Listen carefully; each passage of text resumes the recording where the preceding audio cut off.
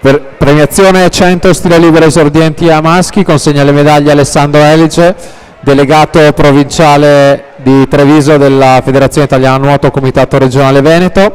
Medaglia di bronzo per Marco Bassani, Robur et Fides, 61,57.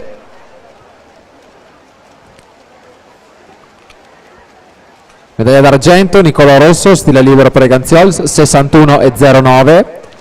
Medaglia d'oro Cristian Rossato, acqua ambiente, 60,05.